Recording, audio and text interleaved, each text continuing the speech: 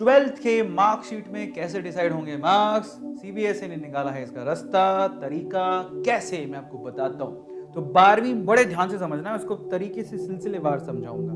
12वीं की मार्कशीट में आपको मार्क्स कैसे दिखेंगे, how I will tell you. सबसे पहले तो देखो आपका क्या होगा, वो क्या करेंगे। सबसे पहले तो देखो जरा समझो, आपके ना 10th के जो मार्क्स हैं, 10th के जो भी मार्क्स हैं, जो टॉप 3 मार्क्स हैं, देखो आपके 10th की मार्कशीट आप निकाल लेना, ठीक है। और आपको उसमें टॉप 3 मार्क्स, जैसे मान लो लैंग्वेज 1 में आपके 70 मार्क आए हैं, लैंग्वेज 2 में 65 आए हैं, साइंस में 80 आए हैं, मैथ्स में 60 आए हैं, सोशल स्टडी में 65 आए हैं। जिनके जो टॉप मार्क्स कौन से हैं जरा देखो, एक तो 80 टॉप 3, एक तो 80 है, 70 है और 65 है, सबको जोड़ेंगे तो 70 + 80 + 65 जोड़ लिया 215, और एवरेज निकालनी है, 3 से डिवाइड करोगे तो कितना आ रहा है 21.5। तो 10वीं के आपके जो टॉप 3 मार्क्स आए हैं 10वीं क्लास में, मार्कशीट में टॉप 3 मार्क्स जो आए हैं वो लेंगे, उनका एवरेज निकालेंगे। एवरेज कितना आ रहा है 21.5, ये जोड़ेंगे, ठीक है। अभी रुको, अब ये 21 टॉप 3 मार्क्स जो एवरेज निकल के आ रहा है उसका 30% लेना है, कॉम्पोनेंट कितना है उसका 30%, तो वो आपकी मार्कशीट में जुड़ेगा। आ रहा है आपको समझ में? तो सिंपल है, अपनी मार्कशीट ले लो, टॉप 3 जिसमें आपके मार्क्स आए हैं उनकी एवरेज निकाल लो, उसका 30% मार्क्स आपके जुड़ेंगे, ठीक है। तो जरा आप चेक कर लो, मतलब इसका ये जो है ना 30% ऑफ 3 हाईएस्ट, समझ में आ गया। ये कंपोनेंट एवरेज निकाला आपने, यही आपके on an average marks 10th class के आपके मार्कशीट में जुड़ के आएंगे। तरीका बता रहा हूँ आपको। तो क्या किया जरा देखो, इन्होंने सिंपल एक काम किया, आपके जो ऑन एन एवरेज निकल के आ रहा था 21.5, ये आपका जुड़ गया, क्लास 10th का आपका जुड़ गया 21.5 जुड़ गया।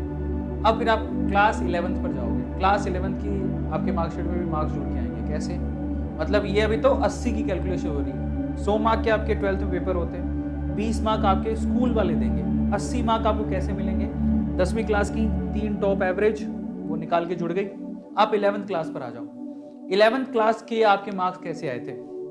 मान लो कि लैंग्वेज 1 में 50 आए, 2 में 75 आए, फिजिक्स में 55, केमिस्ट्री में 65, बायोलॉजी में 75, 11th पास करी है तो आपको मार्कशीट तो मिली होगी। इसका 30% कैलकुलेट करो आप डायरेक्टली, तो 50 का 30% कितना होता है, 75 का 30% कितना होता है, 55 का 30% कितना होता है, 65 का 30% कितना होता है, 75 का 30% कितना होता है, कर लिए कैलकुलेट। अब ऐसा क्यों किया गया? क्योंकि ये सेम ही सब्जेक्ट आपके 12th में भी होंगे, तो जो आपने 30% कैलकुलेट किया यही आपके एक कॉलम में जुड़ेंगे, बस इसी का 30% आपको कैलकुलेट करके कॉलम में जोड़ना था, तो आपने जोड़ लिया। देखो ये सारे 11th के हर सब्जेक्ट का 30% जो है वो यहाँ जोड़ दिया, तो 30% वेटेज इसका जुड़ गया, 30% वेटेज इसका जुड़ गया। अब 40% वेटेज आपका 12th क्लास का, अभी तक 12th क्लास में बोर्ड मेन एग्जाम को छोड़ के आपके बाकी एग्जाम तो हुए हैं स्कूल में, समझ में आता है, उसका 40% लेना है। तो ऑन एन एवरेज निकालना है, जो आपके यूनिट टेस्ट हुए हैं, टर्म एग्जाम हुए हैं, प्री बोर्ड हुए हैं, ठीक है, उनका एवरेज निकालना है बेसिकली, उसका 40% आपका कंपोनेंट ऐड होगा, ठीक है। ये आपका वो तरीका हो गया। तो जैसे मान लो आप 12th क्लास में आपके लैंग्वेज 1 में यूनिट सेल और सबके एवरेज निकाल के 55 मार्क्स बन रहे हैं, इसके अंदर 77 बन रहे हैं, फिजिक्स में 63 बन रहे हैं, केमिस्ट्री में 80 बन रहे हैं, बायोलॉजी में 76 बन रहे हैं।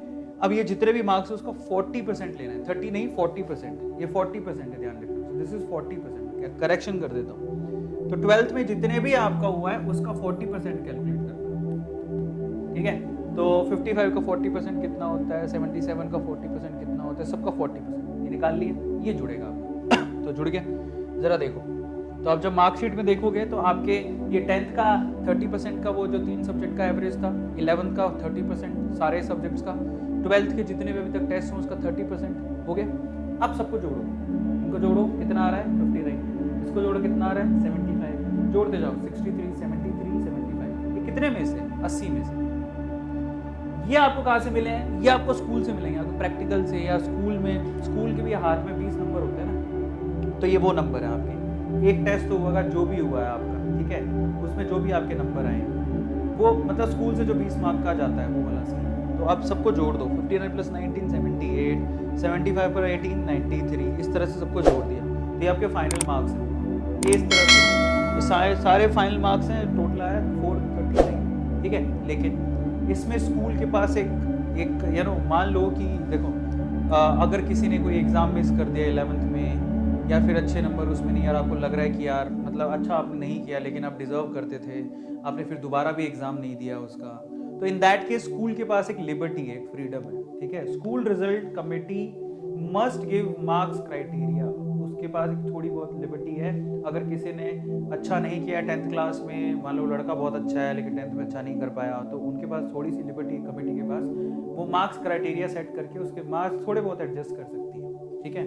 स्कूल की अथॉरिटी के पास ये फ्रीडम रहेगी, है ना। कई बार प्री बोर्ड नहीं देता कोई, क्योंकि आजकल प्री बोर्ड हम लोग देते नहीं है, कई बच्चे नहीं देने जाते तो मार्क्स कट गए, तो स्कूल के पास इस केस में अथॉरिटी है। तो स्कूल को क्या करना है basically, last 3 years performance is the reference, last के 3 साल की परफॉर्मेंस स्कूल की एक रेफरेंस बन सकती है। In that case overall performance school का चेक करना है। मान लो कि स्कूल का ओवरऑल परफॉर्मेंस कितना है, 2017-18 में 80% का परफॉर्मेंस रहा है, 18-19 में 85 का रहा है और 19-20 में 90 का रहा है, तो इसमें बेस्ट कौन सा है ये वाला।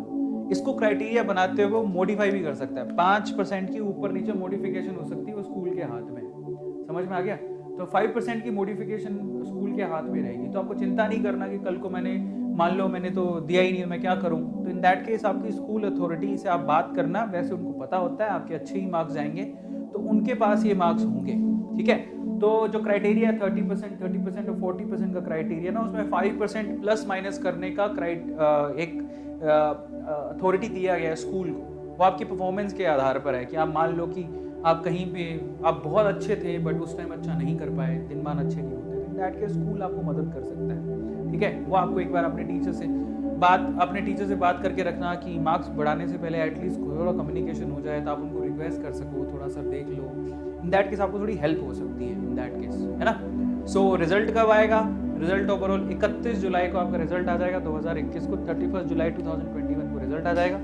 के वेणुगोपाल जो है बेसिकली, जो कि अटॉर्नी जनरल है सुप्रीम कोर्ट ऑफ इंडिया, उन्होंने बताया कि भैया मतलब 31 जुलाई को आपका रिजल्ट आएगा।